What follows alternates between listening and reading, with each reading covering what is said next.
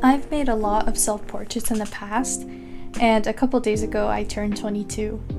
I'm at an age now where I thought I'd have it all together by the time I made it here, and honestly being 22 is a little scary.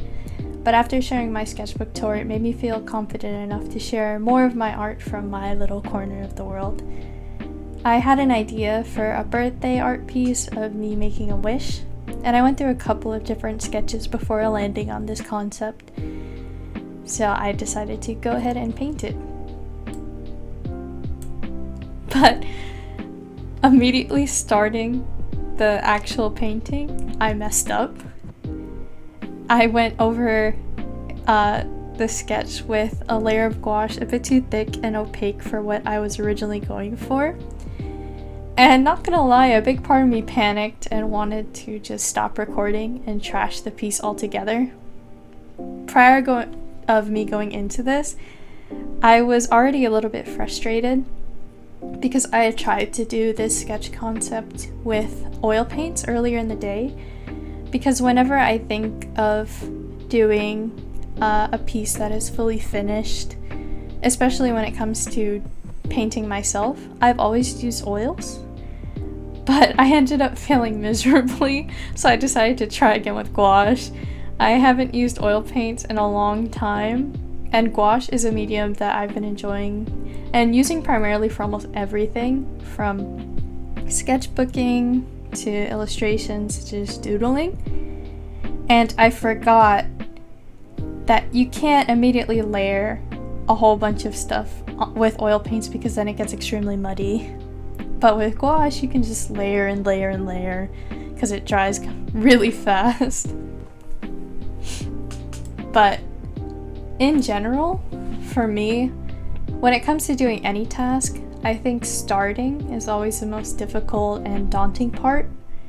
But I think that pushing yourself to try again and again and again, even if things don't turn out right the first time, it's something that will help you build more confidence and resilience within yourself. Because when you really think about it, who says that you have to do something only once? Even if you feel proud of something that you've made and you later want to improve it from either getting stronger or developing a new skill or even just going back and looking at something with a fresh pair of eyes, you can always revisit it or even redo it. And that doesn't take away from any of the progress that you made. In some of my older pieces, even if I wasn't satisfied with something, I'd just leave it as it is because I was afraid that I'd come to hate it, or that somehow me making something better would make what I did in the past just not good, which isn't true. And the oil painting, the big oil painting, the green one that I showed really quickly at the beginning of this video, that was my final oil painting, and it was a self-portrait piece for my Painting 1 class. And I remember it took a lot of time, and it was difficult to complete because I had a lot going on at the time. I had just gotten surgery, so I wasn't able to attend a lot of the classes, but I was still able to attend the final critique day. And I remember, even though that piece was the biggest I'd ever done, it's 62 by 44, I believe, I went into the critique, even after receiving so many positive comments and feedback and constructive criticism from my amazing classmates and my professor, I remember just saying, oh, if I could go back and do this, I would have done this. Oh, this wasn't good enough. And then my professor ended up cutting me off and saying that I kept mentioning how I could go back, or if I could go back and do this, then I would have. And he said, what's stopping you from doing that? If you're not satisfied with something, or if you want to work on it more, then just because the final is over doesn't mean that your journey with this piece is over. You can always go back and do more if that's what you want to do. And that stuck with me for a while, because as simple as it sounds, that whole concept of just going back and working something that you had already finished was like, oh, I didn't know I could do that. But I think that the more that you continue on, over time, it can help you to see that all of the skills that you want or the ideal characteristics that you want to build for yourself, if you continue moving forward, it may show you that a lot of the stuff that you've been wanting or that you want for yourself, you probably actually have a lot of those skills and characteristics already. If you're like me and tend to get stuck in this rut of wanting to be consistent, whether in anything, whether it be posting or drawing, but never feeling good enough to do so, thinking things like, I need to be at this high level before I can share anything I do, and having the fear of failing and the fear of being seen, or letting others witness some of the more uglier aspects of creation rather than fully finished beautiful illustrations, can hold you back from doing a lot of things that otherwise may have been successful if you had, given yourself the chance. Something that I'm still not too keen about doing or confident in doing is showing like a full sketch process of something that I'm doing, because that's what the sketch phase is for, to lay out ideas and to build things, and obviously it doesn't have to be pretty, but wanting this level of perfectionism or feeling like no one's gonna like this because it's ugly, you're sort of projecting and holding yourself back. But you may not realize it, but there's probably a lot of people who like what you do already, and more people who may like what you do more so than you initially thought. I think seeing those around me create things, whether it's people who I'm close to or just people who inspire me that I like to watch, jump into chasing their dreams despite being just as scared or unsure of where it's going to take them, has really inspired me to do so as well. Like, for example, one of my older sisters has a nail business, and I'm wearing the pair she made me for my birthday right now in this video. She's really encouraged me to try and put myself out there as well. From her watching her become interested in nails, to just watching YouTube tutorials and doing nails on family members, to going to nail school and becoming a licensed nail tech and esthetician, to now doing art markets and having her own shop and an established audience, has really inspired me to be like, especially since she's someone so close to me, like, if she can do it, then I can do it as well. And it's helped me a lot to get over that sort of self-doubt that no one will like what I make or be interested in what I have to say. But even if it's just one person who you know personally, or even a stranger who just likes your stuff online, or a couple of people who push you to do what you love and offer you support, and even if you don't have anyone like that right now, I still encourage you to go for whatever it is you want to do and whatever you're passionate about. Because like I said, more people may like it than you think. And whatever it is that you're passionate about, only you can really bring that light and joy when it comes to sharing and expressing what it is that you love. And that's just because you're you. You may find yourself stuck in this rut of comparison, thinking that this person likes the same thing I do, but they do it better, but that person isn't you, and you may not even know it, but the person that you're idolizing and inspired by may be inspired by you. But if you keep yourself hidden away, then you'll never really know that. But remember to be kind to yourself, enjoy your process, take breaks when needed, don't overload yourself, and just keep doing your best. As long as you don't give up, if there's bumps in the road, because inevitably there will be, just keep going. One of my friends suggested that I write down 22 goals for my 22nd year of life.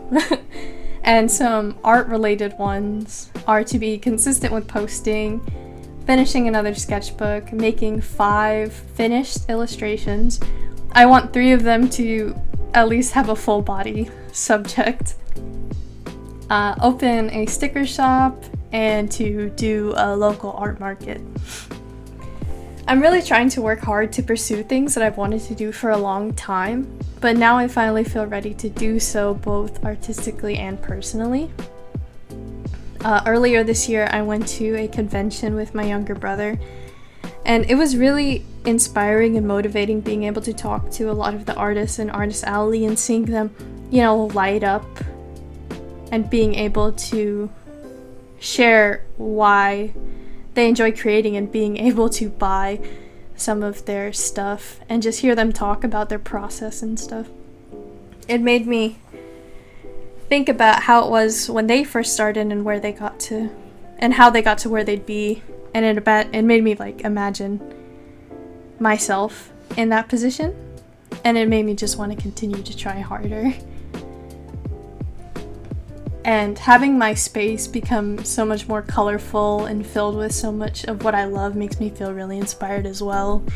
Having my room filled with cute figures and plushies and prints from artists who I really look up to makes me feel inspired to create things and push myself beyond my limits, so that way I'd want to put my own art up next to all of these great artists. Or even imagining someone wanting something of mine to put up in their room, and they look at it as a source of inspiration. I also definitely want to get better with video creation. I work full-time during the day, and I've always found myself to be most productive late at night anyway, but I know that natural lighting, especially when it comes to art creation videos, can help a lot, and I know that in some of my other videos and processes that I've filmed but haven't posted, and even in my last sketchbook tour video, the lamp above my desk kind of puts a glare and makes it hard to really see the full image or drawing of what I've done with a whole bunch of clarity, so that's something that I think I'll work on. Maybe do an art video over the weekend during the day or something like that. And I really want to get more confident with speaking in videos. Something that I've seen some artists who make videos do, or just content creators in general, is writing scripts or just putting talking points to go over, which I have now, and that's helping me a lot, even though I still go on tangents and ramble or yap like I'm doing now. Having that sort of structure makes it less nerve-wracking, but I go over the script and read it out before I start recording at least 3 times just to get more comfortable. And to be honest, I'm still very much of a nervous wreck, and I know that I have a lot to improve on, but showing myself that I'm still trying and haven't given up is really what matters the most.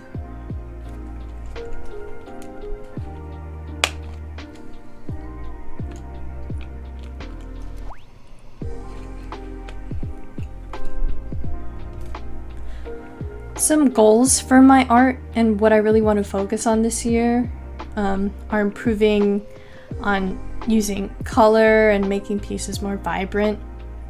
Basically creating artworks that I want to hang up on my wall, pretty much.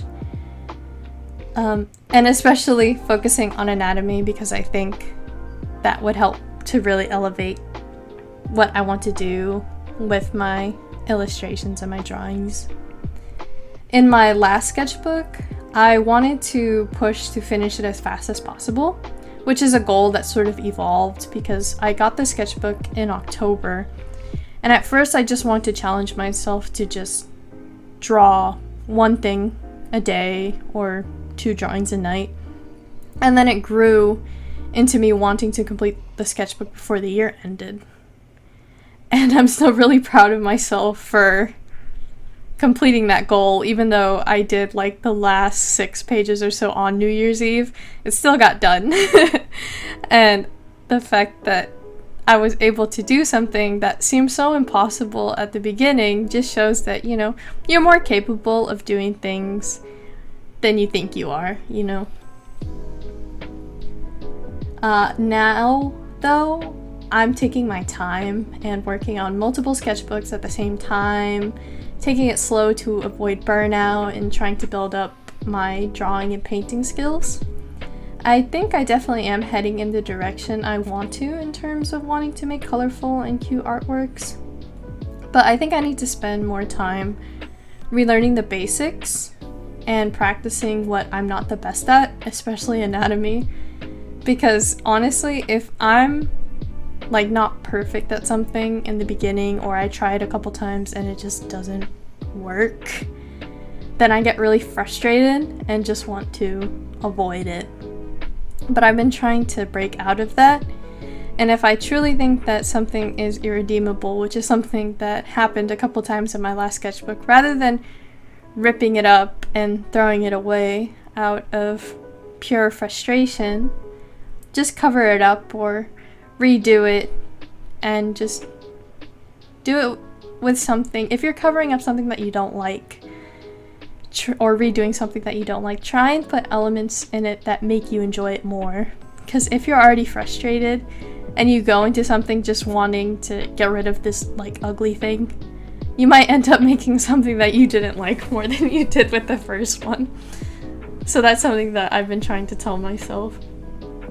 I have a sketchbook now dedicated to doing really quick figure studies, and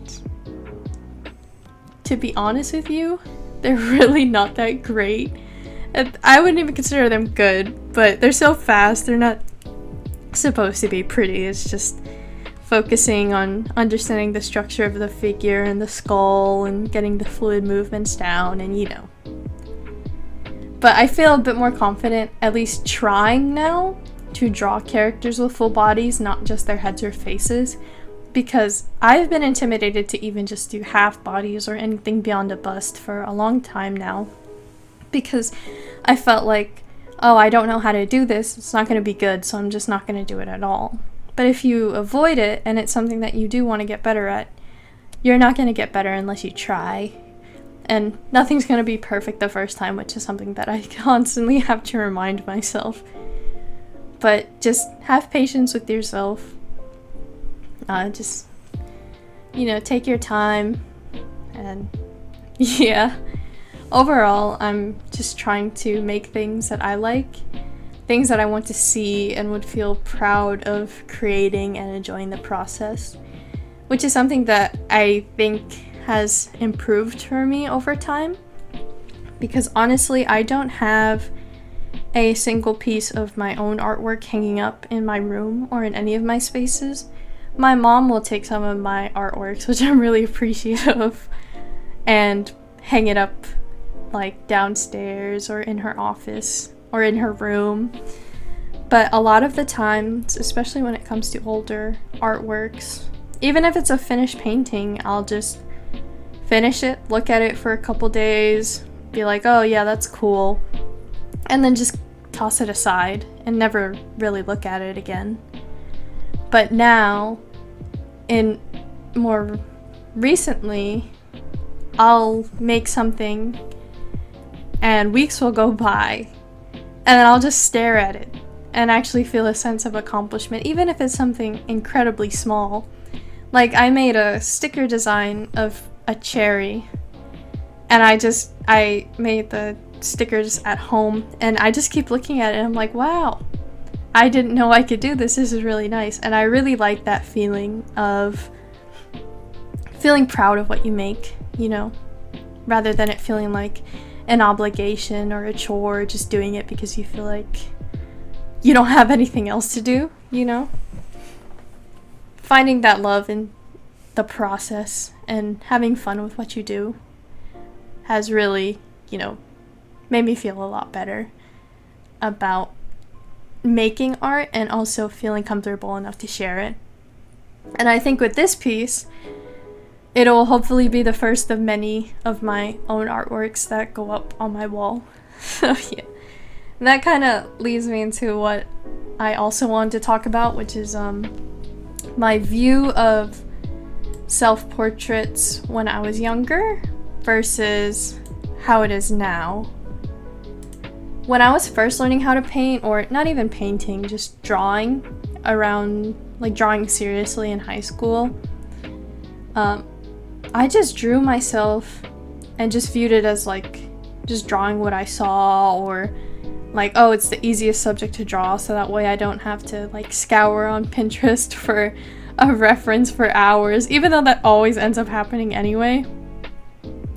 But I remember before I decided to learn how to commit myself to learning how to draw in high school, the art medium that I thought that I was going to pursue and even go to university for was photography.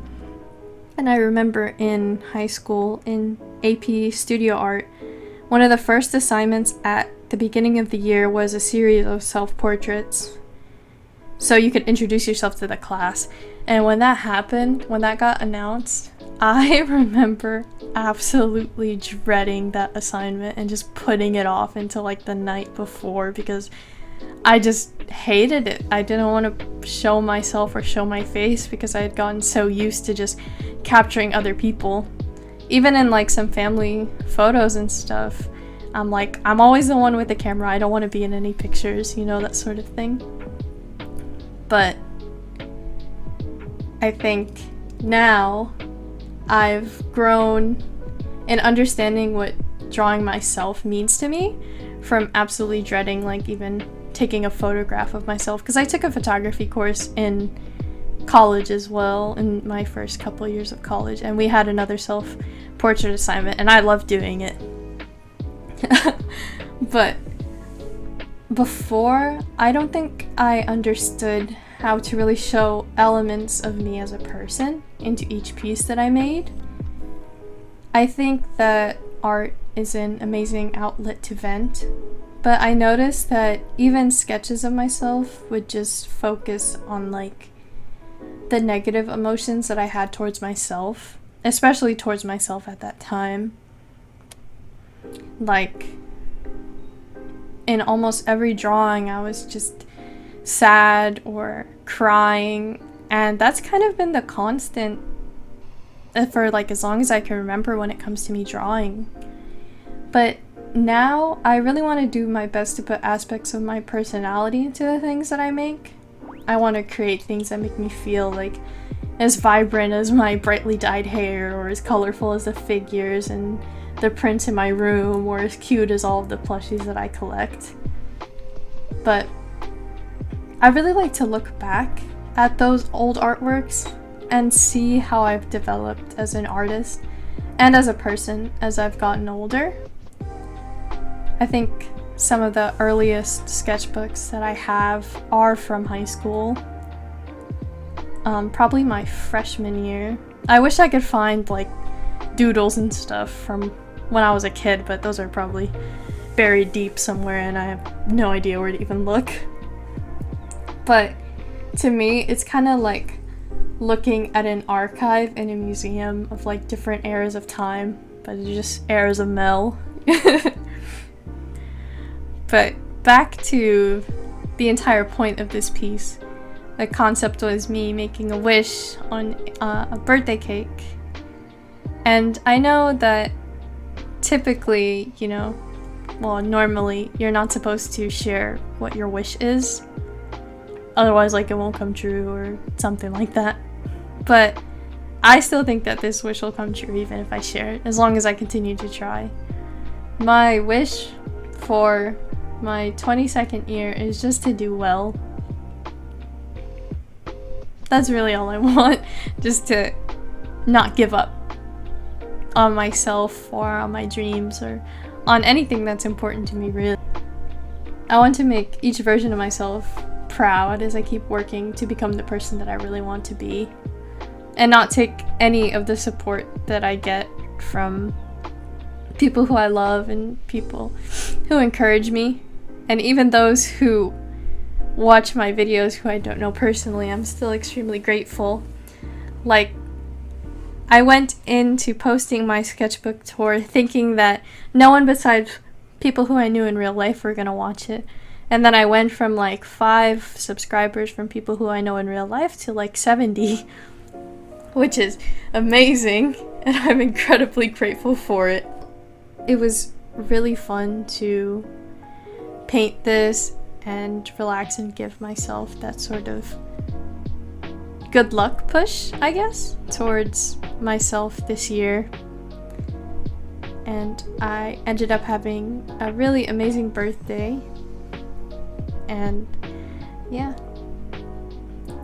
I really appreciate you for watching and taking the time out of your day to watch me create something.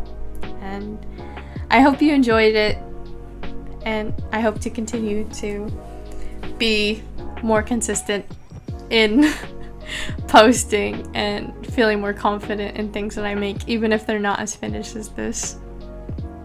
But yeah, thank you so much for watching, and I will see you in my next video.